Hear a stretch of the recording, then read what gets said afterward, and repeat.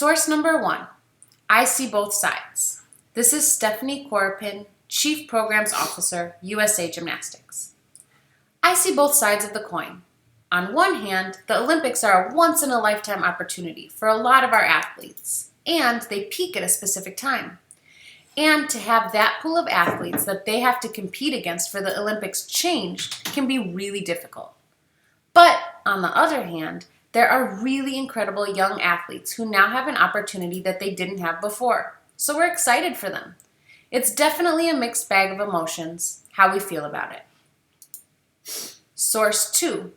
This is Cécile Landy, who's a former French Olympic gymnast and current coach of USA Gymnastics. She says, I have nothing against the 2005 generation, but I don't agree with this decision. It will be the 2020 Olympics, so the rules should remain the same as this year. Source number 3. This is Sunisa Lee, a U.S. Olympic gymnast. I think it's unfair.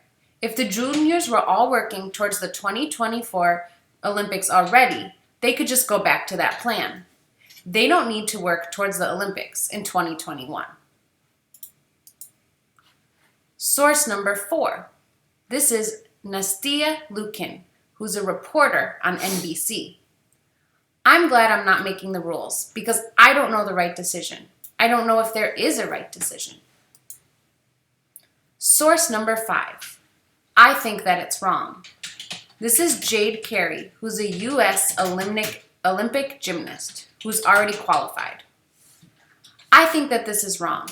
If they're going to call it the Tokyo 2020 Olympics, then everything needs to stay the way it was going to be. No hate towards any of the juniors now, but it's just not fair to us because now there's a whole bunch more athletes that could go now. They've been pacing for 2024, and now they're all of a sudden, they try to do this for 1 year that they weren't trying for in the first place. Source number 6. This is Lauren Hopkins, who's a former gymnast journalist for NBCOlympics.com. The International Olympic Committee has not made a total age freeze. The only fair decision is allowing 2005-born gymnasts to compete. One positive of having 2005-born gymnasts made eligible, for example, is increasing the depth within countries that really struggle to have enough seniors to flesh out a team, especially given the year-long extension that will undoubtedly result in injuries and retirements among those who would have been contenders this year. I'm sure there are some 2005-born athletes in this position who wouldn't be mentally rattled by something like this at all, and I'm glad that they will have the chance to give it a go. Because if they can prove that they're the best in their country and can handle this kind of pressure like it's nothing, then they absolutely deserve to be on the Olympic team next year, or at least get the chance to try. I don't think limiting them to protect others is necessary or fair. Source number 7.